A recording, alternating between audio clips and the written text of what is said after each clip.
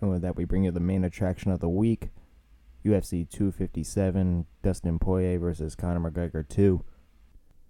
And I have to say, top to bottom, not necessarily the most entertaining card.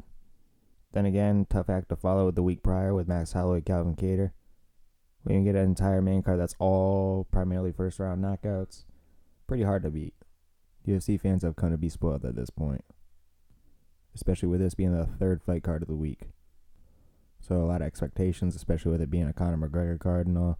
How much value that really holds at this point, we'll talk about it a little later.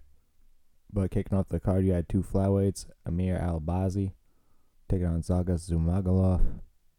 And this one got the outcome right. Not necessarily in the mirror. I thought Albazi was going to win it. Albazi definitely entertained the stand-up a lot more than I thought he was going to. Pretty much taking the fight right to Zumagulov, right in his own realm. Zumagulov, essentially a boxer out of Kazakhstan, which speaks volumes on how good he is as a boxer. But as a martial artist all around, he tends to be more one-dimensional. It's really no secret to what he's going to come at you with. He's going to try to hit you with that death sentence of an overhand. Did a great job at mixing up the body and head to open up the head. Zumagulov pretty much taking that first round, definitely landed the more impactful shots. Cracked Albazi quite a few times.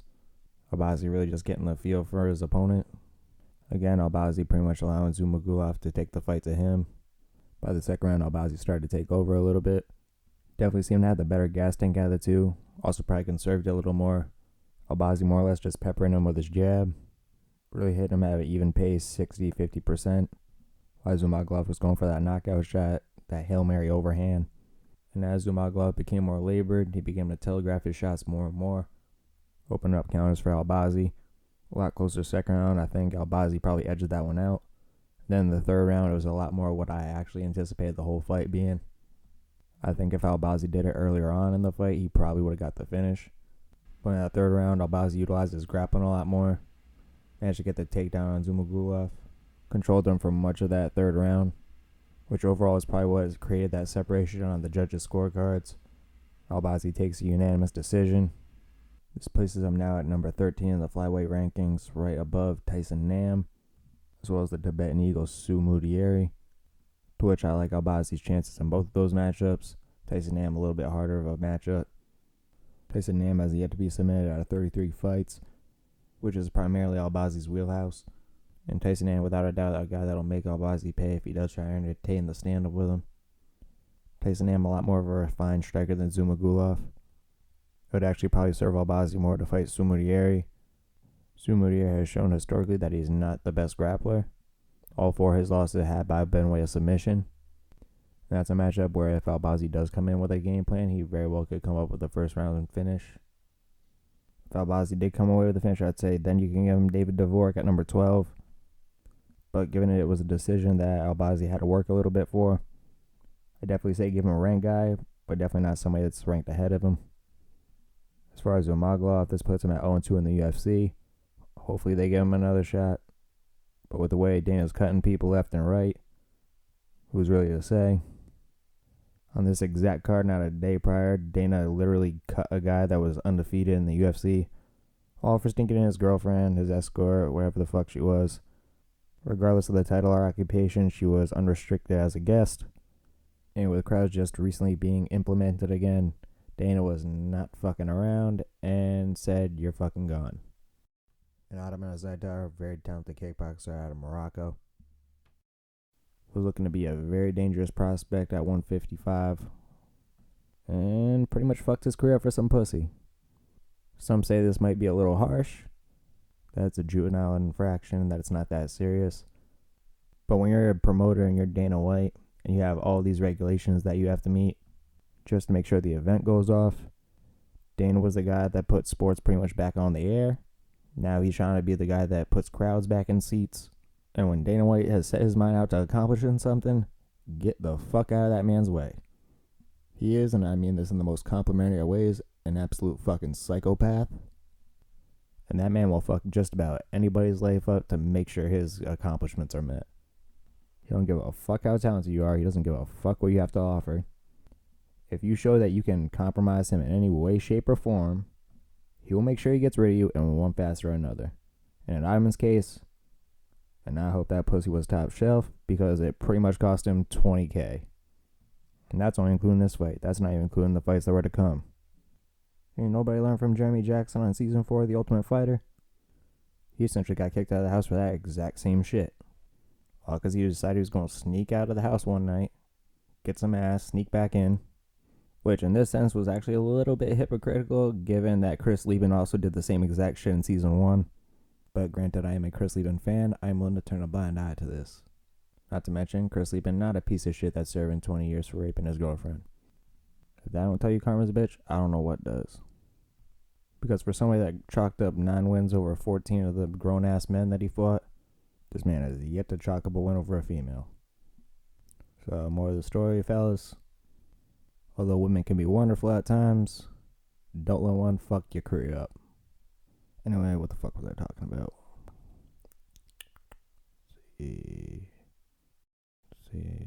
I'm getting cut. Oh yeah, Zumagulov. So yeah, at this point in time, he's 0-2. At this point in time, the flyweight division's in the building phase, so they're probably not going to get rid of him just yet because they still haven't signed a whole lot of talent in that division yet. So bare minimum, I think they'll probably give him one more. At this point, you can really only give him a guy that's going to debut. Somebody that's coming off the regional scene. For example, you got somebody like JP Buys, who's coming off the Contender Series. He's 9-2. You got Jake Hadley from Cage Warriors. He's 7-0. But both guys very promising prospects in those divisions.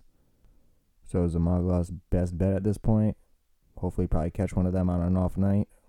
Guys in their debut typically don't perform very well. And if you can chalk up a win over a promising guy like one of those two, then you can start working them back in the mix a little bit. Maybe give him the loser between Tim Elliott and Jordan Espinoza. And if he can continue a win streak, keep working his way back up. Otherwise, if he takes another L, I don't see the UFC holding on to him much longer. 0-4 is a little bit hard of a pitch when you're negotiating your next contract deal. So give him one more, test him out, see how he does. Like I said, give him a guy that's up and coming, somebody that hasn't touched the UFC yet. Then if he loses that one, put him back to the regional scene, give him some more work in, see if he makes his way back. Second up, you had Movsar Evloev taking on Nick Lentz. That was at a catchweight bout at 150. Nick Lentz closed out about a 7+ underdog, I want to say. For anybody that didn't watch my last episode, he was my underdog pick of the week. I felt that it was pretty disrespectful since a guy like Nick Lentz has been around for so long. 40+ professional fights, has been in the UFC for quite a bit. Has seen some of the best fighters MMA has to offer. He's naturally the much bigger fighter at 155. Evloev only 145er, undefeated, talented, but hasn't really fought anybody at the caliber of Nick Lentz yet. Or at least up until this fight anyway. Nick Lentz had a lot of tools, threatened the guillotine quite a bit on the takedowns, almost cinched it up quite a few times, which is essentially what won him the first round. Managed to threaten 3 guillotine attempts throughout the first 5. Second, I actually had going to Nick Lentz, that primarily a stand-up war. Nick Lentz definitely hit the harder of the shots. Definitely landed the most significant shot of the round, clipping Evloev pretty hard with a cross, I believe it was. But with 44 fights comes a lot of scar tissue, and Nick Lentz busts open very easily. So with Evloev being able to draw blood at the end of that second round, probably ended up pulling it out for him. And then by that third round, Nick Lentz was pretty much running on E. Evloev managed to control a vast majority of that round. But Evloev takes the split decision victory, which is too bad because that first round was looking very promising for Nick Lentz. I really thought he was going to get it done. But either which way on the outcome doesn't really affect either guy too drastically. Actually probably built both guys up, to be honest, because Nick Lentz put on a very impressive showing despite the loss, especially with losing 40% of his vision. Evloev now 4-0 in the UFC, 14-0 overall. Despite being a whole weight class above, Nick Lentz more or less was playing that gatekeeper role for him, playing that first big test for him right before they give him elite competition. Honestly, it looks like he'd do either 145 or 155. Something tells me he probably had better success at 55, but for now, let's just go with his normal division. This past October in 2020, you had Marquand Americani, who just took a loss to Edson Barboza. Edson Barboza ranked featherweight, so that puts Americani somewhere around 16th, 17th. If you extend the rankings, Evloev probably about 20, 21st. And although Nick Lentz is very capable on the ground, Marquand Americani an absolute wizard on the ground. So that could vote to be some difficulty for Evil if they make that matchup happen. The grappling on both guys would probably cancel each other out, resulting in it being a stand-up war, in which case I'd give it to Evil. If he does stay at 55, I'd say test him out with another savvy vet like Bobby Green. Bobby Green, I'm sure, looking to get back in there after a controversial loss over Thiago Moises. Bobby Green, an exceptional catch wrestler, great hands, not really weak in any particular area, so that'll be a very beneficial learning experience for Evil. As for Nick Lentz, it's a little bit more difficult because he has so many streaks of inactivity. As somebody that's been through as many wars as him, as you can expect, he has a lot of injuries. So really just give him some fun matchups. I like the idea of him fighting Lando Venata. You got Jim Miller pushing the same amount of highway miles Nick Lentz has pretty much. That can make for a very interesting affair. Both guys are very well rounded, both very technical, both very skilled. And both guys very seasoned in age and experience. Neither of which I think are on their last leg in the fight game yet. I think they still got a little bit ways to go. Jim Miller just recently picked up a first round victory over very young Roosevelt Roberts. So he's proven he ain't quite done yet. Nick Lentz still able to get it done from time to time. But he's a reliable guy for Dana. He knows he's going to show up to fight every single time. He knows he's going to make way. He's professional. He's not going to sneak an unauthorized escort into his hotel room, putting the entire card at jeopardy. I suppose the one positive takeaway from Ottoman's stupidity is he more than likely saved somebody's job that was on the way out. Somebody like Matt Brown, Nick Lentz, that's been around for a while, but more or less staying stagnant in the career, picking up wins and losses here and there. But because they've been around so long, they're on the higher end of the UFC's pay scale. In a time like now where the UFC is struggling financially, they're looking to save a buck any way possible that they can. This is probably the least damaging of the ways because by cutting guys with high contracts, the more cap space the promotion has to sign a younger fighter with an unestablished name. And I'll keep beating it like a dead horse. Andrei Arlovski, perfect example, made $3,600,000 plus at his last fight, landed a total of 36 significant strikes. That man made a band per punch landed. So why pay Andrei Arlovski that much where you can use that $3,600,000 to sign 40 to 50 unestablished fighters? A rookie deal costs somewhere between $10,000 and $5,000. You can put on an entire month's worth of fights for the same price it costs to keep Andrei Arlovski on the roster. Now, for what reason would you do that, might you ask? Well, for one, Dana knows they're reliable. They're going to come in ready to go, on weight. And they've been around for so long that he knows that they're not going to do anything stupid to jeopardize the fight promotion, the event, their bout, in any way, shape, or form. Because Andrei Arlovski, been around since UFC 28. And historically, has he ever tried to sneak anybody into his hotel room? Has he ever violated any type of protocol that would jeopardize his fight? Has he ever done something that reflected badly on the promotion? Historically, no. So the reason Dana's willing to spend that extra $60,000, $70,000 for a UFC vet that's been around for a while is because he doesn't have to deal with a headache while he's running the rest of the shit. The whole time, Dana's already dealing with production issues, dealing with equipment malfunctions.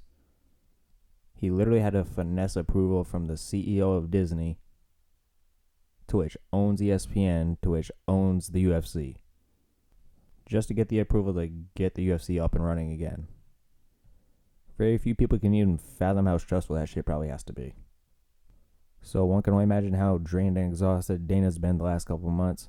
So the last thing he needs is one of his fighters going down because he didn't obey protocol. Dana's a promoter, not a babysitter. So if that extra $50,000 is going to spare Dana White the mental health issues, I'm sure he's more than willing to pay for it at this point. Dana White's paying for the most expensive aspirin on the planet, which the shit's $20 a bottle at CVS. If you're looking to cut costs, that might be somewhere you can do it. But it's not my money, mental health, or business, so whatever gives him peace of mind. Third on the card, though, you had Khalil Roundtree taking on Marcin Pacquiao. Got a couple Saints on the panel this week, saving jobs left and right. Marcin Pacquiao pulled out the unanimous decision victory after losing 3 straight by knockout, which props to him because bouncing back after 3 knockout losses in a row is tough mentally for any fighter. Granted, I didn't score it in the favor of him. I for sure had Khalil Rountree taking it in the second. Hurt Pacquiao several times, maybe 3 or 4. Almost dropped him. The first round, not a whole lot went on. If you broke it down minute to minute, second to second, I had Khalil edging out ever so slightly. Then that third round, with Khalil Rountree being so explosive and twitchy and almost having Marcin done in the second round, pretty much emptied the gas tank out in the closing 10. So for the remainder of the fight, Marcin was more or less able to pick Khalil Rountree off. Never at any point did he really have Khalil hurt. But nonetheless, Marcin Pacquiao lives to see another day. My man's got one hell of a climb ahead of him. Not that Khalil's an easy matchup by any means. But if the UFC is looking to keep Marcin around, maybe look to give Marcin a guy that's in a similar spot as Khalil. Somebody that's just kind of stuck in purgatory at this moment. Maybe even feed him a rookie on his debut. Because those 3 losses by knockout aren't going to go away overnight with 1 win. It's going to take a little time for him to get his confidence back. And even in this fight, it wasn't an easy go for him. Like I said, I thought he lost it, and plus he got hurt several times. So he still hasn't quite got back to what he used to be. So a tune-up fight would probably do wonders for Marcin. You have that young 25-year-old kid that trains with Stipe, Alexei Kumar.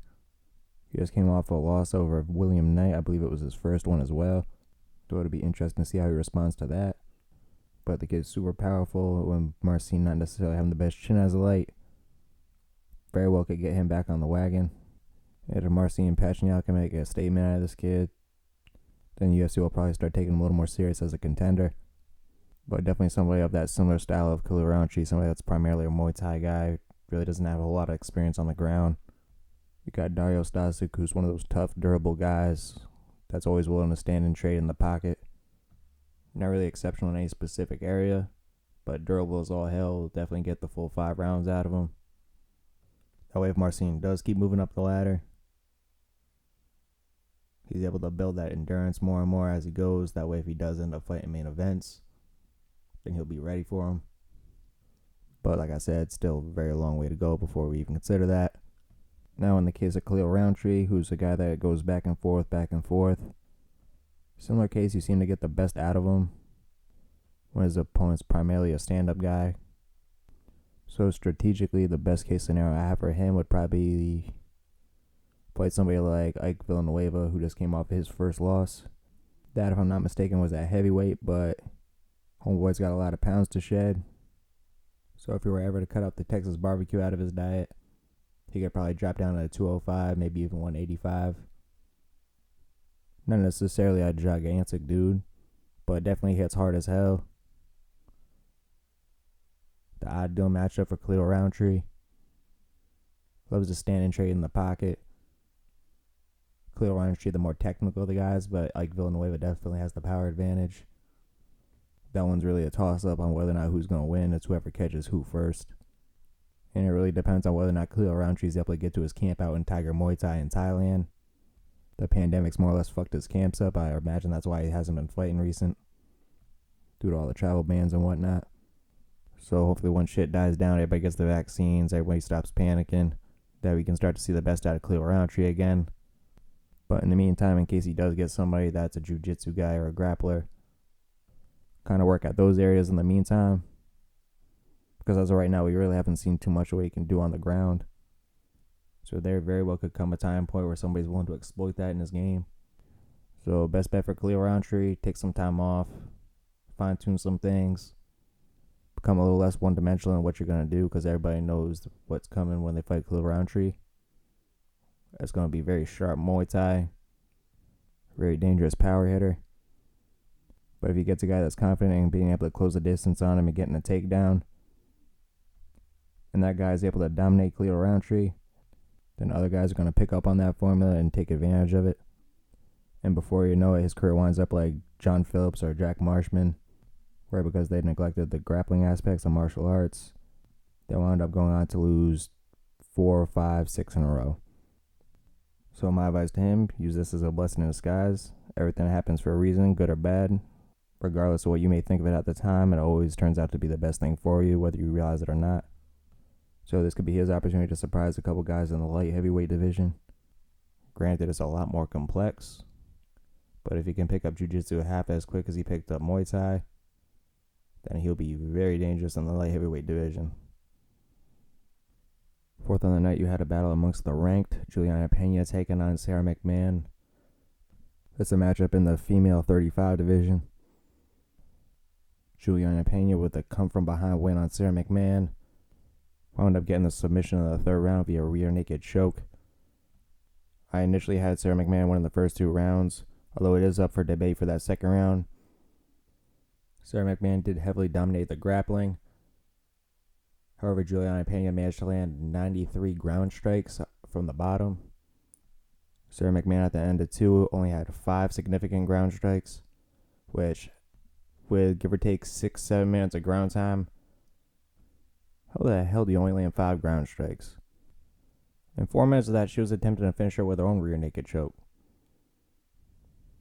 And with that much control time, I feel like you can accidentally hit the person in the face 5 times just by trying to sink that in. So to be honest, a little skeptical on that stat.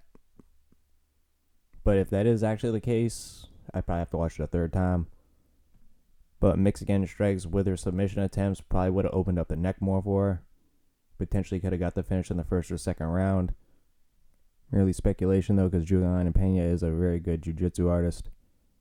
Trains with Michael Chiesa, who fought in the main event 3 days prior. And that night he displayed just how good his grappling was. And to have somebody like that as your training partner, odds are Juliana's used to those bad scenarios. So probably very inept at being able to get out of them. Withstood pretty much everything Sarah McMahon had to throw at her. Juliana actually probably landed the most significant strikes of the fight late in that second round. By that point, she had started to figure out Sarah McMahon. It took a while for Juliana to actually get her offense going, but better late than never. When she finally did get the upper hand in a dominant position, she pulled out the finish, so very efficient work on her end. She did call for a title fight at the end of that against Amanda Nunes. And had she not lost her fight prior against Jermaine Duranamy, that might be up for debate. But that's a loss that sets her back quite a ways. Not to mention she had the unfortunate honor of being Jermaine Duranamy's first submission win. So not necessarily an accolade you're going to scream to the heavens. This now puts Juliana Pena at 6th, and I have to tell you, I do not like her chances against oppositions 1 through 5, let alone Amanda Nunes. So currently as it stands right now, you got Jermaine Duranamy at number 2. That right off the rip snubs Juliana Pena right out of a title shot, given Jermaine Duranamy literally just beat her. So it wouldn't really be justifiable to let Juliana cut the line in front of her, even though nobody wants to see that third matchup against Amanda Nunes. But just behind her, you got Holly Holm. Not a fan of that matchup at all for Juliana. I have that one ending rather bad for her. Behind that, you have Aspen Ladd, a little more manageable, might actually beat her. If I had to give her anybody next, I'd say that's probably it. Because at 4th, you have Irene Aldana, who's a very dangerous power puncher. Probably the hardest hitter in that division. Not named Amanda Nunes, of course. So strategically, best fit, definitely go with Aspen Ladd at number 3. Aspen, a very young green martial artist still. Talented for her age range. I believe she's only about 25. But as it stands right now, doesn't really have the tools to take on Juliana Pena. I see Juliana picking up the second round submission in that fight. But after that matchup, I see it being a very long, hard road for Juliana Pena getting that title. Now for Sarah McMahon, she's pushing 40 at this point in time. She has now lost 3 out of her last 4. Still currently ranked number 8th. But as we just talked about, you got Merzrow 1 through 5. 6 if you want to include Juliana Pena in that mix. So with her battling the clock to get that title, and the female's only getting tougher as time progresses, and although she didn't look bad in this matchup, she has to also think what's best for herself long term, and whether or not it's really worth it for her to continue her fight career. Sarah pretty much fighting for a paycheck at this point, much like Roxanne. And realistically, there's probably 1,000 things that you can do better financially for yourself that doesn't require you taking damage for the long run. But because she still does have some fight left in her, you could probably at least let her fight out the remainder of her contract. I'm not sure how many fights she has left. Maybe have her play gatekeeper for Macy Teresian. That's if she can pick up the victory over Marion Renault over this weekend. Aside from that, there's really no other matchups you can really give her at this point. So if you're Sarah, start figuring out what you're going to do with your life after fighting. Maybe pursue another 1 or 2 more fights. Then set the gloves down. Fifth on the night, you had Brad Tavares taking on Antonio Carlos Jr. This one more or less went as expected. Brad Tavares pulling out the unanimous decision victory. Antonio Carlos Jr. really couldn't accumulate any offense. Pretty much a nightmare matchup for him. As we talked about last episode, Brad Tavares comes out of Extreme Couture.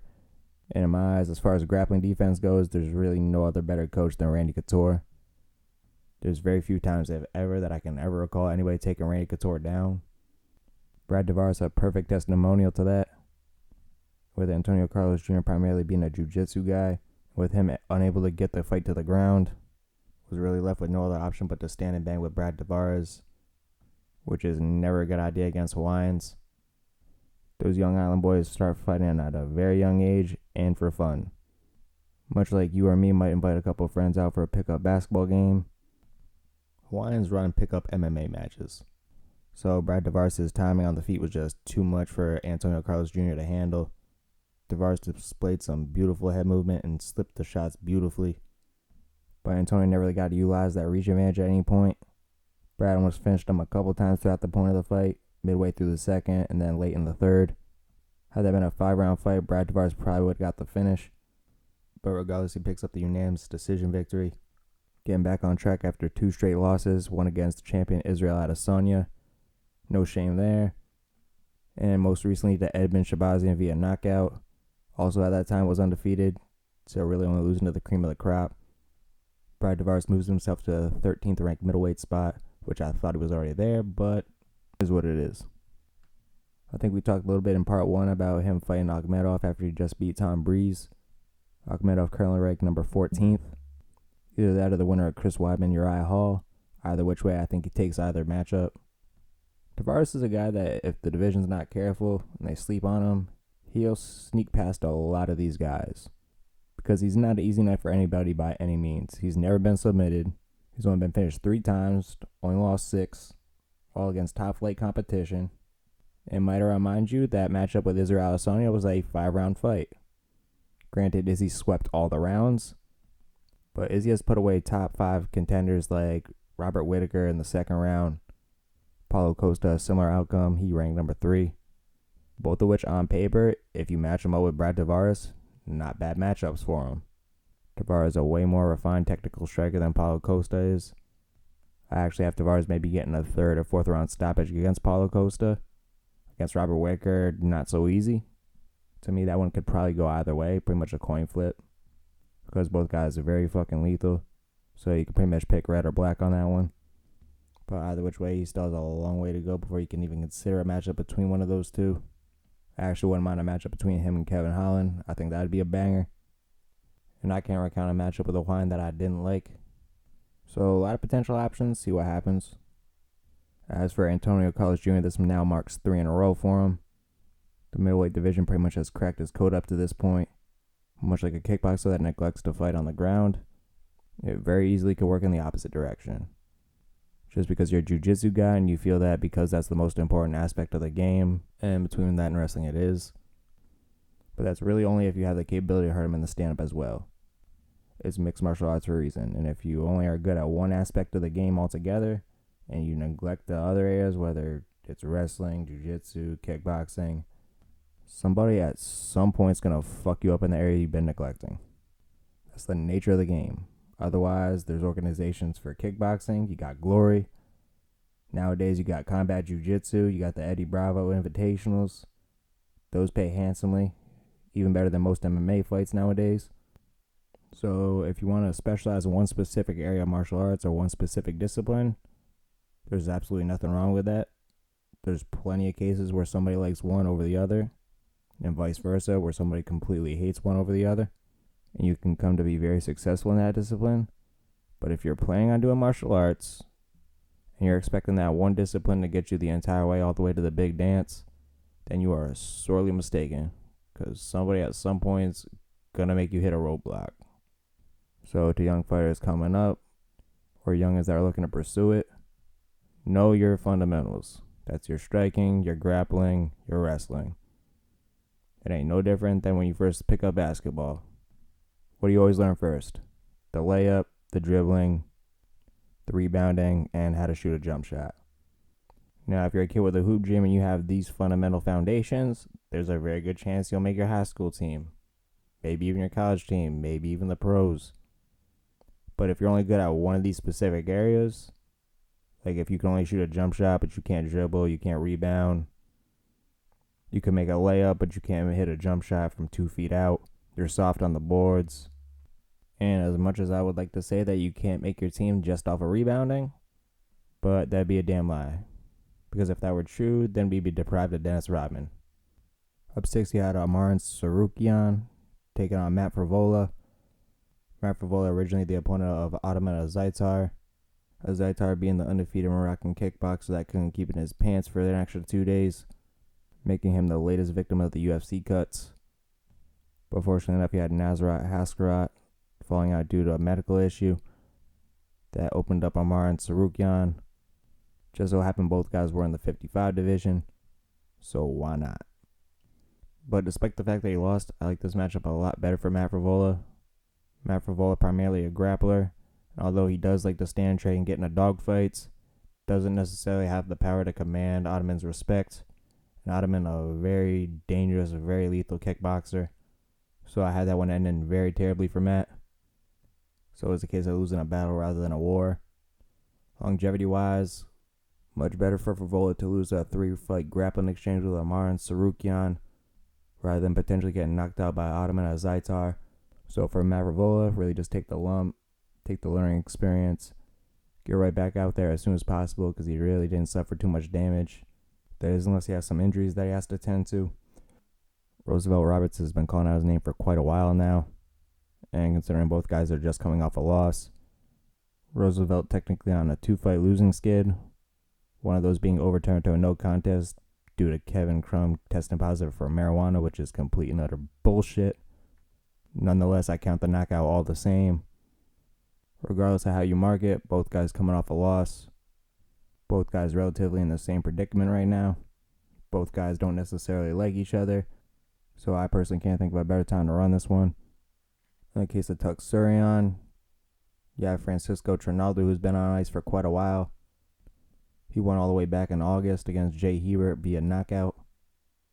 Francisco, despite being 42, one of the best Muay Thai fighters in the division. And as a Brazilian, you'd expect him to at least have some know-how on the ground. It always makes me sad when there's a Brazilian that doesn't know any jiu-jitsu. That's literally the equivalent of an Englishman preferring American football over soccer. But whatever. Stylistically, the best matchup for him, though, would be Rafael Fizes, who's just coming off a knockout victory over Renato Moicano, showing Rafael can at least hold his own against a grappler. Amar in a much different style opposition, though. Relies a lot more on strength and technique rather than just technique alone. And with Rafael coming out of Tiger Muay Thai, which is undoubtedly one of the best striking schools on the planet, doesn't offer much as far as the grappling department, so you could definitely see a lopsided scenario there. Definitely a lot of potential for Amar to make a good impression in that matchup. Not somebody you really need to rush, though, at this point. He's only 24. So really probably best serve the UFC to really mold and polish this kid into something special, rather than toss him somebody like Paul Felder 2 or 3 fights in. He's 16-2. He's not really accumulating a whole lot of damage. So until that point, I really would express an urgency and turn this kid into something special. It's better to just kind of let it happen and fold naturally. As long as he can stay healthy, it's not necessarily a matter of if, it's a matter of when. And with that, we move on to our main card for UFC 257. That kicked off with Mariana Rodriguez getting the second round TKO victory over Amanda Ribas. I can't help but feel for Amanda Ribas in this one because she was thoroughly dominating that first round. A little stiff in the opening striking exchange, but once Amanda was finally able to secure that takedown, it was pretty much all her the rest of that round. Spent about a good 3 minutes in her half guard, throwing elbows, picking her apart. But Mariana Rodriguez, just a cold-blooded killer. But when your coach looks like an exact spitting image of Aaron Hernandez, you really don't expect much less. And if you don't believe me, play the fight back. But unfortunately for Amanda Ribas, all-round start on the feet. Very similar to the beginning of the first round. Came out very stiff in the striking. Really didn't look comfortable at all mixing it up with Marina. And for good reason, because less than a minute into the second round, Moreno found Amanda's chin, put her down, had more or less secured the TKO up to that point until Herb Dean decided he indecisively wanted to step in, half stopping the fight, half not.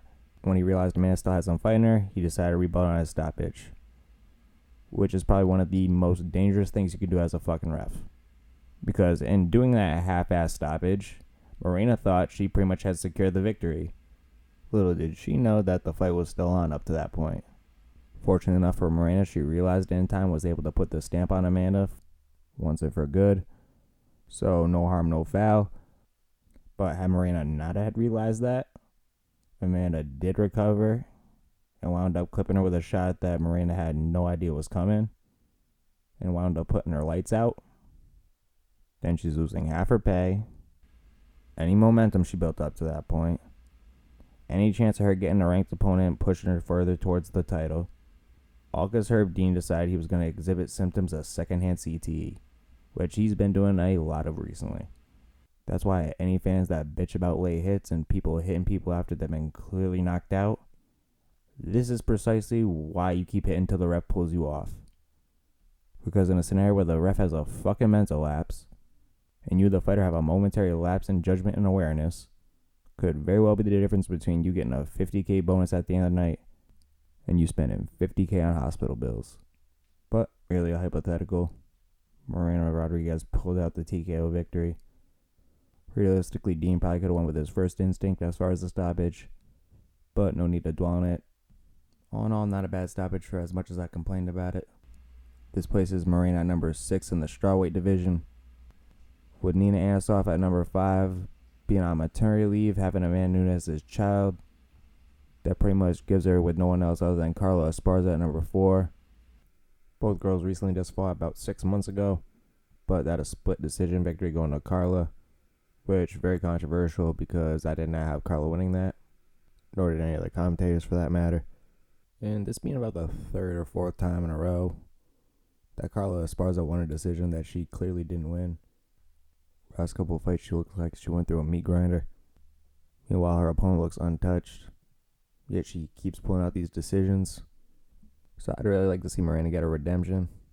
I definitely think she decisively won her last showing, and I think if they run it back, Miranda's probably going to pull away with a finish. And if she does, she pulls away with a victory and redemption for her loss. Can kill 2 birds with 1 punch. As for Amanda, I think once she gets the grappling down, she'll be fine. As of right now, Morena really the only striker that's on Amanda's record at this point in time. So this was a bit of a learning curve for her, but now she knows what she has to work on. Once she gets a little more fluid and confident in her kickboxing, at that point she'll really start to cause problems for people. Strategically, I think the best career move for her would be to maybe either take on Michelle Waterson. She's at number 8 currently. A lot of name value there. Michelle basically one of the pioneers for female MMA. So leaving a stamp on her would definitely leave a good impression. Stylistically, I think it's the best matchup for her. Because right behind Michelle, you got Tisha Torres, who's a lot more dangerous of a matchup for her. Tisha had not as much name value as Michelle, but arguably the much better stand-up artist. Super elusive, very hard to touch. Most fighters are usually lucky if they can even catch her clean. And with the way she struggled against Morena, probably not the best idea to throw her back in with a striker just yet. Give her time to work on that area first. So somebody similar to her skill set a little bit. Somebody that's predominantly a grappler. Now, Michelle, not necessarily a grappler per se. She is called the karate hottie for a reason. Because not only is she well versed in stand-up, she's a very good wrestler, trains out of Jackson Wink. Very wrestling heavy system. So Michelle definitely no stranger to the ground. Is she better than Amanda Ribas in that particular area? Tough to say. But aside from that, you really can only go to Felice Herrig at number 14th. Stylistically, that's really the only other matchup for her that could really get her back on track. But I doubt Amanda's willing to risk her stock value facing somebody that's ranked below her. Because if she does lose it, she pretty much gets dropped out of the rankings. And if she wins it, she really doesn't move up in the rankings. She might go to number 9th at best. So it doesn't really do a whole lot for her except for development-wise. If she gets Angela Hill, she does have potential to win that matchup. Angela Hill, phenomenal in the stand-up, but if you get her on the ground, especially when you're as good as Amanda at submissions, Angela only ranked number 12th, I believe, but a lot more name value than Felice Herrig. does a little bit more for her, might get her down to number 7th. But who's to say? See what the UFC wants to do with her. Following that, at number 8, you had Mahmoud Madurov taking on Andrew Sanchez. Another great showing on Mahmoud's end, picking up the 3rd round TKO victory. Very competitive matchup, though, the entire way through, pretty much. First round, you could either give it to Andrew Sanchez or Madurov. You really got to split hairs just to figure that one out. By the second round, Madurov really started to take over. I thought if Andrew Sanchez mixed in his grappling a little more, because Andrew Sanchez is a lot more well-versed as a martial artist than Madurov, overall anyway. But Sanchez tried to beat Madurov at his own game, which was in the stand-up. Granted, he didn't do terrible, held his own up until the 3rd round. Really, the only time Andrew Sanchez showed to be in trouble was in that 3rd round when he got hurt and clipped and knocked off his equilibrium. Unfortunately for him, the first signs of danger was all Mahmoud Madurov needed in order to capitalize and get the victory, leaving Madurov with an undefeated 3-0 record in the UFC, 2 of which were won by knockout. This arguably his most impressive win so far, but granted he beat Alessio Chicherico, who's coming off a win off of Joaquin Buckley, so if not first, definitely second. Andrew Sanchez, a former Ultimate Fighter winner, and that is not a title that's easily won by any means. Probably the worst and least forgiving way to get a UFC contract, but it's a pipeline for the UFC no less. As of right now, Andrew Sanchez an even 50-50 split, 2 wins, 2 losses in the UFC. Still a very fun guy to watch. I still think there's a lot of fun matchups that you can make with him. You got Joaquin Buckley that's just coming off a loss. Bad against Alessio Chicherico, like we talked about. You also got Dusko Todorov, who just lost to Punali Soriano. Both guys of which I think he has a decent chance of beating, although it really all depends on how he approaches the fights. He didn't necessarily approach this one as I thought he was going to. Definitely thought he was going to utilize grappling and wrestling a lot more. But he's a guy that likes to stand and trade. I ain't going to be mad at it. That's why Joaquin Buckley makes her such an exciting matchup. Andrew Sanchez recently just derailed the hype train of a very promising Wellington Termoon. Was 17-2 right up until that matchup. Andrew Sanchez, not really a guy that's all that imposing, but definitely a guy if you underestimate, he's definitely going to take advantage of it. But Madurov did his homework, very aware on his opponent's capabilities. For the most part, erred on the side of caution, didn't really take too many risks. Did an excellent job at picking his shots accordingly and setting up the strike after the one prior to that. Everything was thrown with a purpose to set up the next thing. So a very beautiful striking display on Mahmoud Madurov's part. I believe we already discussed about Mahmoud Madurov taking on Brad Tavares after he just beat Antonio Carlos Jr. You might as well give both those boys 50K bonuses right off the rip, because that's fight of the night, no matter what card it's on. Like I said, there's never been a bad fight featuring a Hawaiian, and Mahmoud basically an all stand-up fighter. So there's not going to be much of a need for separations in this one. For me, I like the idea of that matchup so much that I'm not willing to really pick a second one, because there's really no close second in my eyes. So this is more of a request rather than a suggestion. Dana White, if you're listening to this, please book this fight. 9th, you had Joanne Calderwood taking on Jessica Ai. Both girls 7th and 8th in the flyweight division at the time of this fight. This one more or less went as I anticipated. Joanne Calderwood, a very vicious finisher in that division. Arguably the most powerful female flyweight as far as striking if your name's not Valentina Shevchenko. Her and Jessica Ai, similar style of fighters, only Jessica Ai really doesn't hold as much pop as Joanne Calderwood does. I had Joanne handily sweeping all the rounds, nearly double Jessica Ai's striking output. Both landed and attempted. Even wound up breaking Jessica Ai's orbital in the first, and with 10 seconds or so remaining on the clock, managed to bust her open in the 3rd round, which I imagine sealed the 3rd round for her, because that was the most competitive round for Jessica Ai anyway. This puts Joanne at number 6 currently, squeezing Viviana Araujo right between them at number 7, and keeping Jessica Ai at number 8th. Not bad keeping your spot considering you lost. Suppose that's a bit of a silver lining. But Viviana Araujo winning this Wednesday against Roxanne Modafferi, and given both girls were pretty much on the same time schedule, and that both girls didn't really suffer too much damage, Joanne might have got a little bit more banged up than Viviani did. But both very dominant performances on both girls' ends. To me, that one probably makes the most sense at this point. You figure make that one probably around March, April. Maybe for like UFC 260, 261. On the flip side, you can probably give Jessica the tails end of that coin and match her up with Roxanne Modafferi, which, oddly enough, I would have expected a prior matchup between these two, especially given how many fights Roxanne Modafferi has. You're looking at 45, I think, if she decides to fight again. You figure she would have fought every single female flyweight at this point. But neither girl has seen each other in a past matchup. Both girls coming off very decisive losses in their prior matchups. Both girls that are constantly winning one, losing one, winning one, losing one. So very similar MMA journeys on both girls' ends. And stylistically, both girls pretty much the same fighter. Both girls know a little of everything, but aren't particularly good at one specific area over the other. Both girls love to stand and trade, neither necessarily a terrible striker. It's just that neither really has a whole lot of pop in their shot. Only 13 total finishes between both of them out of 66 fights.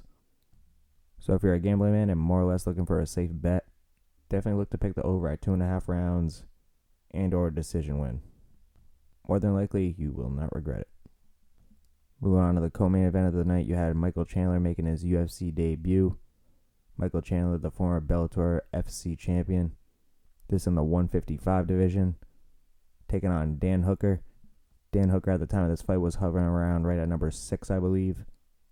But I mentioned last episode how Dan Hooker likes to keep his hands low, and that he likes to rely on his chin a little too much, and that it very well could cost him at some point in his career. Well, it turned out that fight happened to be this weekend.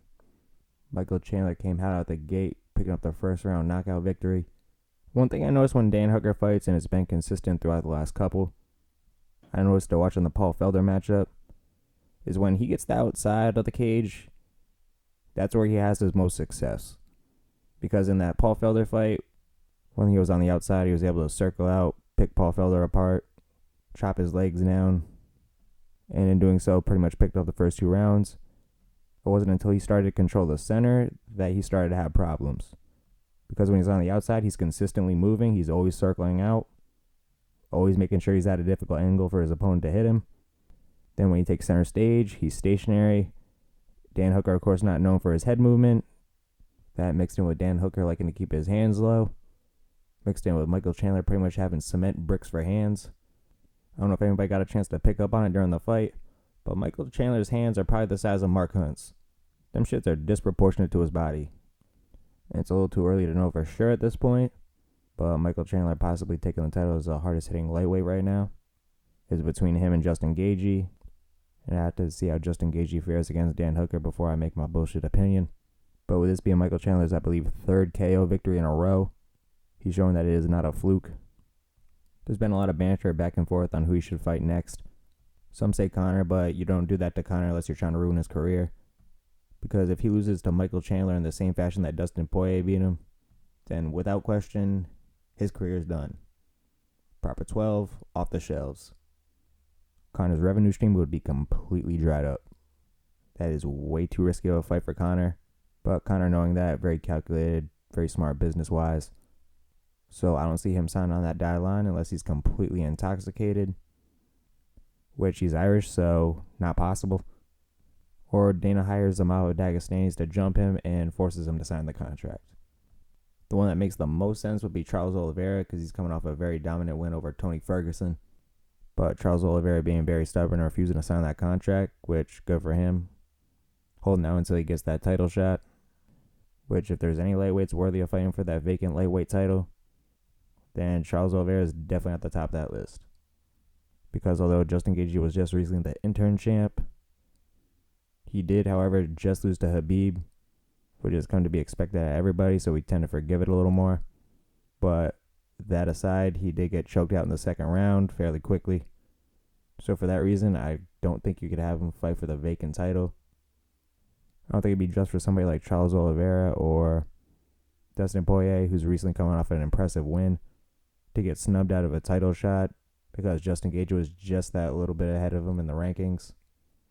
I'm a big fan of Justin Gaethje, both as a person and as a fighter. I absolutely would love to see him fight for a title again. I just don't think you can give it to him right away. So if I had a setup as it stands right now, those that should be going for the vacant lightweight title would be Dustin Poirier and Charles Oliveira. Dustin Poirier, as we'll talk about in a little bit, picking up a very impressive TKO victory over Conor. It'd be an absolute robbery not to give him a title shot, especially with him being one of the most iconic fighters in today's age, and without a doubt, probably the most popular. So it'd be an absolute waste for the UFC not to give Dustin a title shot, especially with so many eyes being on him after that win. So Dustin and Charles would be the championship fight. For the title eliminator, I see them doing Justin Gaethje versus Michael Chandler, given how Charles Oliveira is being picky with his fights, which this makes for an absolute death match, and I fucking love it. I don't know what the line's going to be for this ending via knockout, but it's probably going to be hefty. You're probably betting $7 to the dollar at that point. Maybe even more. And then right behind them, I feel as though you should do Tony Ferguson versus Dan Hooker, because both guys in serious need of getting their confidence back. Dan Hooker suffering his first knockout loss, so no saying how that's going to impact him. And Tony Ferguson now suffering 2-0 after having one of the longest streaks in UFC history. So it's really difficult to say what's going on in Tony Ferguson's mind at this current point in time. Not exactly a place I like to venture into and find out, but given his competitive nature, I'm sure he's itching to get back in the win column. Given that broken arm he suffered against Charles Oliveira, I'm not sure how long that's going to be. If Tony's not ready by the time Dan Hooker's ready to go, maybe give him Rafael Dos Anjos. He's been sidelined for quite a bit after being Paul Felder. I'm sure he's sick of hearing all the other guys trending while he's been on the back burner. Rafael, a very dangerous matchup for Dan Hooker, because not only is Rafael world class on the ground, he's a guy built for power, much like Michael Chandler. So that's not necessarily a matchup I'd risk at this current moment if you're Dan Hooker. So I say best bet, weigh out Tony Ferguson. That's a more fan-friendly matchup anyway. It assures that at least one of them is going to advance in the rankings. But now with that being said, one might ask, where does Conor fall in all of this? Well, Conor has to be very meticulous with his next move. If he's not careful, another loss like that very well could cost him all his market value. Because without the name, no one's really going to give a damn about Proper 12. And from what I hear, it's absolutely terrible. Because if it's something that's quality and it goes down easy, that's one thing. Because at that point, the company can stay afloat just based on the quality of it. But since all the reviews say otherwise, his company's success is pretty much relying on his brand at this point. Conor takes another hard L like that, and this is really no exaggeration, he very well and probably is going to go bankrupt. Conor got all his chips in the middle in this next fight. And the unfortunate part about it is you really can't give him a tune-up fight, because the moment the UFC starts booking Conor McGregor on Fight Night cards, or to where he's not the headliner, this demigod persona that Conor McGregor has will no longer exist. You're basically sapping the strength out of Hercules, because Conor McGregor's entire brand is based off being untouchable, being a demigod in a sense, almost to the point of being immortal, because you hadn't really seen him vulnerable up to this point, other than of course the Khabib fight. But since Khabib has done that to the entire division, people tend to look past it. So these have really been the only glimpses thus far of Conor not putting off this immortal image. Because now that Dustin's exposed the truth and shown that he is human, and that this man can't be separated from his consciousness. So now you got the entire lightweight division foaming at the mouth while he's still laying them golden eggs. Unfortunately now, because Conor lost most of his market value, he no longer has the ability to generate and garner interest just by himself alone. So the only way you can really revive Conor's career at this point is to pair him up with somebody with a massive following at this point in time. For Conor, I really only see two options. You, of course, can make the trilogy matchup. Now, would I make that one right away? Personally, no. Because the longer the build-up and anticipation, and if Conor can win one in between that, it could make the lead-up to the trilogy all that more better. Of course, I'm referring to the other matchup that I had in mind, and that would be Max Holloway. Now, hear me out on this one. Yes, Max is a 45er. Dana already vocalized that he doesn't want him moving up to 55. He wants him to stay at 145.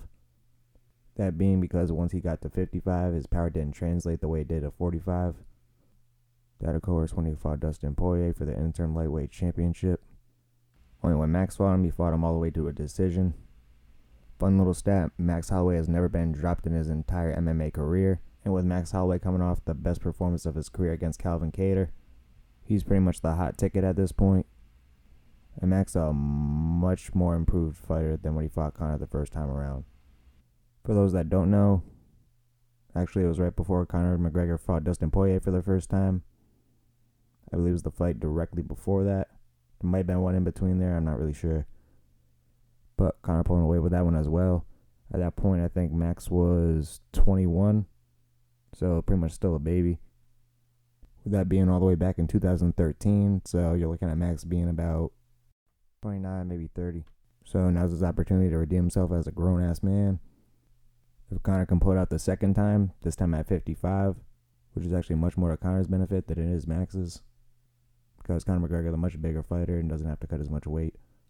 But if Max can put away Conor McGregor and slip his way into the lightweight rankings, you very well could be looking at another champ in 2022. I think it'll take a little bit, personally. He's still got to retain his belt against Alexander Volkanovski, which I think he smokes him in the third matchup. But with Habib out of the lightweight picture, his chances of doing that are a lot brighter. And if Conor can go in there and not only beat, but finish Max Holloway, who's undoubtedly the best featherweight to ever grace the octagon, if Conor can not only pull out the win, but the finish as well, which, to be honest, I don't think there's a chance in hell that Conor McGregor beats Max Holloway in a 5-round decision. With Max's output and Conor's gas tank, I have trouble seeing Conor McGregor making it through the championship rounds against him. But if he can put Max away, it'll reassure the fans that he's still this dominant force. It'll make the lead up to that Dustin Poirier matchup all the more intriguing, because when you're winning, all is forgiven. And all the while Conor's trying to regain his superstar status, I think Dustin's more than deserving of the vacant world title shot. I'd like to see him maybe get that before he takes on Conor McGregor for a third time. It really doesn't serve him to take the trilogy at this point anyway, because the sooner he fights Conor McGregor at this point, the less he's going to get paid. Conor McGregor is much more valuable to Dustin Poirier coming off a win than he does a loss. So for now, I just say Dustin Poirier sidelines himself. And unless that matchmaker tells you that it is for the world title, then do not accept that shit. And with that, we bring Fight Week to a close. Finish it out with the picks for this coming weekend. UFC Fight Night 184.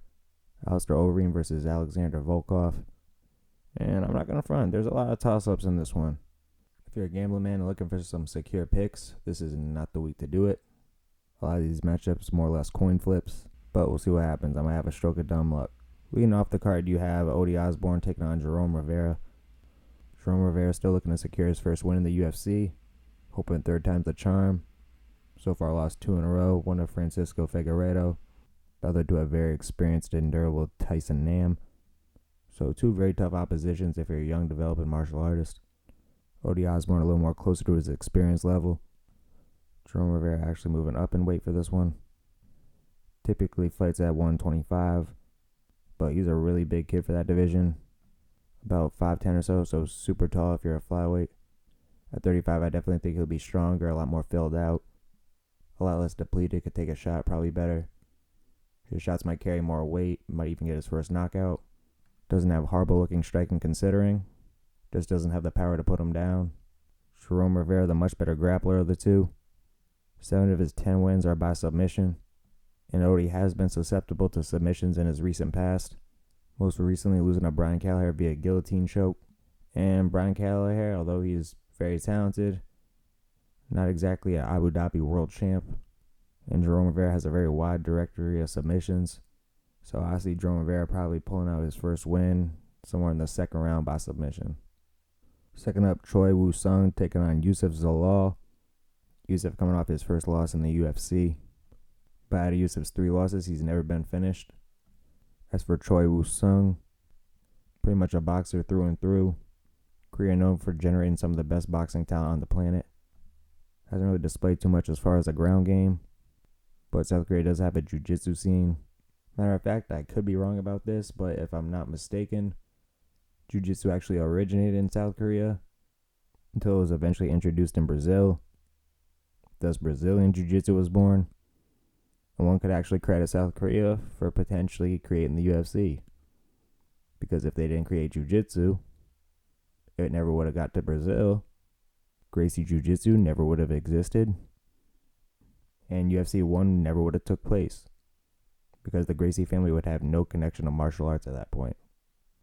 Royce never would have won the first UFC tournament, thus never being the catalyst for what is now the most rapidly growing sport in the history of athletics. A little something to think about. But in the case of Choi, The fact that he has no submission wins tells me he more than likely doesn't have a whole lot of know-how on the ground. And Yusuf is a very talented submission artist. Really can do it all. Very good striker. Quick, light on his feet. Definitely think Yusuf has the striking to hang in there with Choi. If it does get to the point where it gets to the ground, I see Yusuf making quick work of Choi. So I'm going to pick Yusuf Zalal with a late first round submission. Third on the list, you got Martin Day. He's taking on Timur Valiev. Very dangerous fight if you're Martin Day. Because despite this being a short notice fight, this would put Martin Day at 4 losses in a row. Maybe it's the last fight on his contract anyway. So he figures if he can beat this guy that's 16-2, that's probably going to save his job. So you figure this has to be a Hail Mary attempt, if nothing more, for Martin Day. Especially with Valiev being a whole weight class above him. Valiev being from Dagestan, not really too much of a question what he's going to do there. So if I were to put my money on it, I would say Valiev wears him down. Probably takes it via second round ground and pound or second round submission. If Martin Day loses this would be 4 in a row for him. So odds are it's probably going to be his last go of it if he loses. So a lot of added pressure there. For Valiev, it's really just another day in the office. So Valiev, second round ground and pound. Fourth up, you got Lara Procopio. Looking to get her first win in the UFC after taking an L in her debut.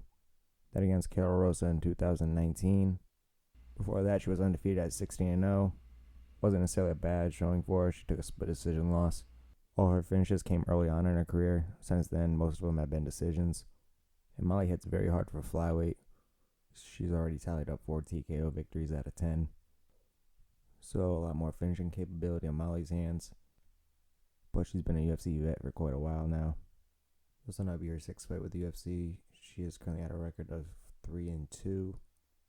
Was on a 3-fight winning streak before she lost to Taliana Santos, who was basically undefeated except for one questionable decision.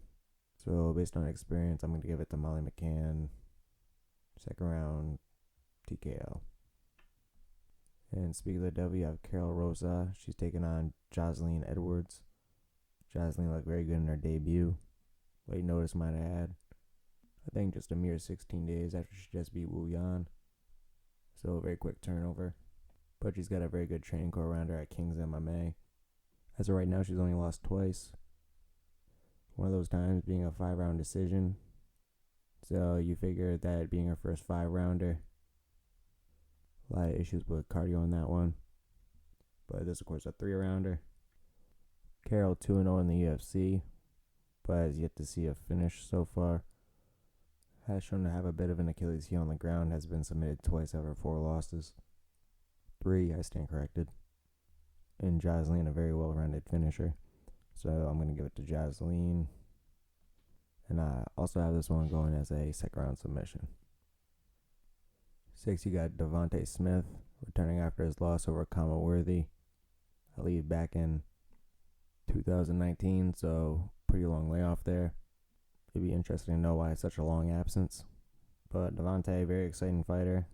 Has never seen a judge's scorecard. 9 KOs and 1 submission out of his 10 wins. And both his 2 losses come by way of knockout. So pretty much live by the sword, die by the sword. He's taking on Justin Jens. Justin Jens, I believe, found out about this fight about a week or so ago. Maybe a little bit less. Another risky fight if you're Justin Jens. Justin Jens currently on a 2-fight losing skid after winning his debut. And considering the UFC just let go of 12 fighters, we'll get into those on Monday. This doesn't exactly seem like a good time to pick up your 3rd loss. So again, a lot of added pressure on that one. Devontae got a little more leeway at this point. He's currently 1-1 in the UFC, so there's a very good chance if he wins or loses, he stays no matter what. Had Justin Jens not just picked up his first knockout loss over Gabriel Benitez, I would have probably gave it to him, because then I'd say he'd be durable enough to get through the storm. But since that chin's been officially cracked, I'm going to give it to the younger fighter, Devontae Smith, via first-round knockout. 7th, you got light heavyweights. Mike Slow Rodriguez taking on Danilo Marquez. Mike Rodriguez trains out of Lausanne MMA in Massachusetts. And Marquez is a student under Damian Maia. Damian Maia, a 4th-degree black belt. He won the Jiu-Jitsu World Championships back in 2000. So Marquez soaking in a lot of knowledge on the ground. The Lozon brothers, both Dan and Joe, very talented fighters. Joe Lozon potentially could have a spot in the Hall of Fame wing in the UFC, but neither which have the same grappling accolades as Damian Maia. So if it goes to the ground, it very well could be a problem for Mike Rodriguez, especially with his last loss coming by way of submission via Kimura. That was against Ed Herman. Granted, he should have the TKO victory in the second. That, of course, the referee's fault. Ed Herman, being the savvy vet that he is, faked the groin shot. And Ed Herman played his best Eddie Guerrero impression. If you ain't cheating, you ain't trying. And Ed Herman doubled his pay because of it. Whoever said cheaters never prosper is a goddamn liar. But both Danilo Marquez and Mike Rodriguez are fairly talented on the feet. But I think the submission threat of Danilo Marquez is going to be enough to edge out Mike Rodriguez.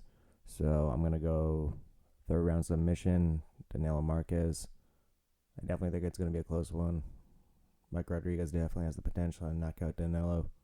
But we'll see what unfolds. Moving into the main card, you got Diego Ferreira taking out Beneil Dariush. This is a matchup amongst the ranked in the lightweight division. Diego, last time I checked, was about 12th, 11th. Beneil about 13th, 14th. But as of recent, Beneil's been tucking a lot of guys in. And well before that, he was much more well known for being the submission guy. So it tells you how much he's improved on his overall game. Beneil also a guy that trains out of King's MMA with the likes of Marvin Vettori and Kelvin Gastelum. But Diego Ferreira has been a silent assassin. Currently has a record of 17-2, one being Dustin Poirier. The other, which actually makes it a little bit interesting, being Beneil Dariush. So that's a rematch from about 7 years ago. And just based off of recent footage, would Beneil get the upper hand of Diego Ferreira back then? And with Diego Ferreira more or less being the same fighter that he was back then, with Beneil Dariush being the much more improved fighter since that period of time, I'm going to have to go Beneil Dariush. And I think with the way Beneil's been knocking people out, let's go with the hat trick. Third knockout in a row. Second round. 9th on the night, you got Asker making his debut against Cody Stamann. A lot of hype surrounding Asker. Spent a lot of his time in the Island Fight promotion on the regional scene. Was undefeated up until about 2 fights ago. Recently just redeemed himself with a win after being knocked out, which was honestly probably a blessing in disguise for him. My man had a lot of confidence in himself, let's just say that.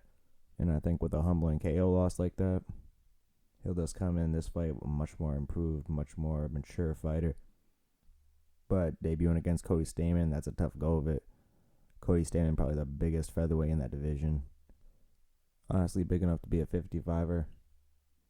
He claims otherwise, but I'm pretty sure he walks around at like 170 or some crazy shit like that, which is absolutely nuts for a featherweight.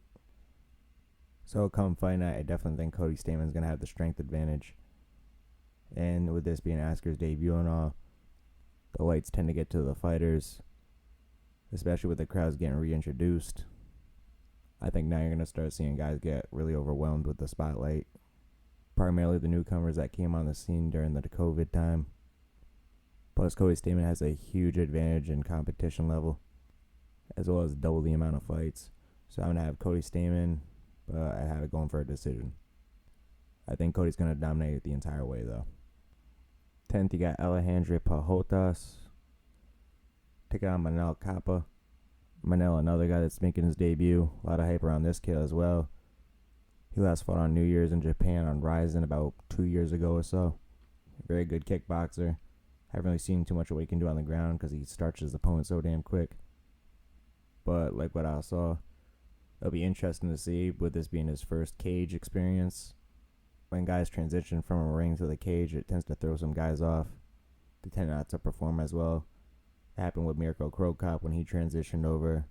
Sokaju, Heath Herring, the list goes on. It makes the grappling exchanges different. It makes how fighters cut off the ring different. Although it may not seem like that huge of a deal, it's still something Manel has to adjust to on the fly. So that mixed in with him having to feel out his opponent could be a lot to solve at one given time. Might take him more than one round to get acclimated to Alejandro, as well as the environment he's fighting in.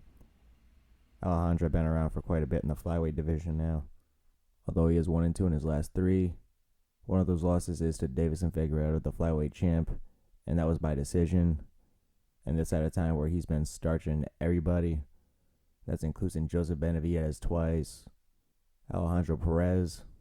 So to last that long in there with a dog like that, you got to figure at least his grappling defense has to be on point. So the only real chance Manal has of beating Alejandro would be on the feet, and Alejandro equally as good on the feet as he is on the ground. Pretty much equally splitting up his finishes with 8 wins by KO and 8 wins by submission. And Alejandro, a guy after 27 fights, has never been finished once. So I like Alejandro's odds in this one. I'm going to go with Alejandro picking up the first round submission. I think that grappling advantage is going to be way too much for Manal to deal with on his debut. 11th, you got a couple of O-heads. You got Michael Johnson taking on Clay Guida. Pretty awkward matchup, to be honest. I'm not sure how this one's actually going to go. Michael Johnson and Clay Guida both wrestled in junior college, if I'm not mistaken. Still think you'd probably give the grappling advantage to Clay Guida. Clay Guida's a guy that can grind you fucking for rounds on rounds on rounds. Michael Johnson, a guy that tends to get discouraged when he can't get any offense off. Michael's never really been a guy that's tend to go for submissions, which Clay Guida over the course of his career has been susceptible to. 10 of his 20 losses have been by submission. But with Michael Johnson having the MO of a brawler, a guy that really only resorts to grappling if he has to, never really engages in it first. And of Clay Guida's 55 fights, he's only been knocked out twice. Both of which Brian Ortega and Chad Mendes had to drag him all the way to the third round in order to do. So Clay Guida, not a guy that's going to get put out easily. Michael Johnson's a guy that tends to pepper you, not necessarily put your lights out with one shot. On the flip side, Clay Guida quite knowledgeable on the ground as far as submissions go. 13 of his 35 wins are by submission. And with 9 of Michael Johnson's 16 losses being by way of submission, I strongly like Clay Guida's chances. I'm going to go Clay Guida second round submission. If not, potentially by decision. Next up, you got the co-main, Corey Sandhagen taking on Frankie Edgar. It's a matchup at bantamweight. If I had to guess, probably the title eliminator between whoever wins Aljamain Sterling and Peter Yan, I believe out in March. This one is a tough one for Frankie Edgar, especially with how he's looked as of recent. Frankie known as a guy for being durable, being able to go the full 15 or 25. Probably has one of the best cardio bases in those light divisions, 55 and below. Frankie also got his getting pretty long in the tooth at this point.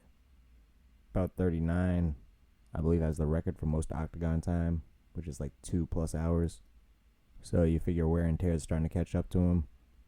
His chin not necessarily holding up the way it used to.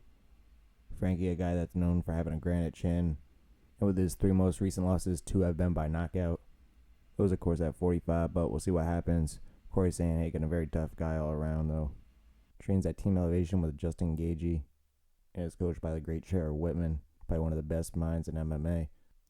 So Corey's got a very good group surrounding him. Sandhagen only lost twice. Once most recent to Aljamain Sterling in their title eliminator. But Aljo was student under the great Matt Serra, who's a Henzo black belt himself. So that was a bit of a tough go of it for him. And his first loss going to Jamal Emmers by decision. That was at a 45 matchup, I believe, at LFA. That's one I feel like if he ran back, I feel like it'd be a different story, though. Corey Sandhagen is the 5-1 favorite on this one, and rightfully so. Corey's got a lot of range on Frankie. With Corey being so damn tall, it's going to be tough for Frankie to find his chin. Corey never been a guy that's really been hurt before. And Frankie primarily being a kickboxer. And Corey, without a doubt, has the ground advantage, so it's going to be really hard for Frankie to get some offense off in this one. So, Corey Sandhagen, third round TKO victory. I think it's still going to be tough for somebody in the 35 division to put Frankie out in the first round. Frankie's still tough as a motherfucker. And lastly, we got the main event, Alistair Overeem versus Alexander Volkov. At this current moment, I am still flipping back and forth on this one. I still more or less give the striking advantage to Alistair Overeem, despite Alexander having the reach and size advantage. Volkov very good with his hands, but when it comes to all-around striking ability, knees, kicks, punches, definitely have to give it to Alistair, especially if it gets in the clinch. Alistair probably has the best clinch game in the UFC. Has fought with some of the best fighters in both MMA and kickboxing alike. So it's really going to be tough for Volkov to catch Alexander off guard with something he hasn't seen before. But nowadays you can't bring up an Alistair Overeem fight without bringing up the underlying issue. and that is, as always, his chin, with 14 of his 18 losses in MMA come by way of knockout, not including even his kickboxing losses, which you could probably add another 13, 14. How this man still speaks in full sentences, I have zero fucking clue. But nonetheless, my man's still good at the moment. As far as Volkov's ground game, really haven't seen too much of it over the course of his career. Almost non-existent, really. Has an okay guard, but when you're 6'7", it's going to be hard to break out of anybody's guard, really. And Alistair Overeem arguably has the best submission ability out of any of the heavyweights. I'm struggling to find one off the top of my head myself. People forget, including myself, that he has 17 submission victories. Very exceptional guillotine. And if Alistair were to ever hurt Volkov, which he has been susceptible as of recent, that being Derek Lewis. So if Alistair were to ever hurt Volkov at any point in the fight, Alexander would have a tough time finding somewhere to go, because he's not going to be able to shoot a takedown on Alistair because he's going to potentially get that guillotine sunk in. And he's sure as hell not going to be able to high clinching up with him, because there's a very good chance he's going to catch one of them knees. And if he covers up, there's a very good chance he gets knocked out with a shot anyway. So my final answer, I'm going to go with Alistair Overeem, probably by third round KO, maybe fourth round. But Alistair never somebody that I'm really willing to bet on, because that chin is very unreliable. So me personally, if you're a gambling man, I'd avoid this one altogether. But if you feel good about it, go for it. And with that, we bring this week's episode of Combat Chronicles to a close. Thank y'all so much for listening. Hope y'all enjoyed it. A lot of shit to cover this week. Had to split this shit up in 2 different episodes. Hopefully it's a little more easy to take in this way. Hopefully y'all enjoy the takes. Hopefully these picks bring you good fortune.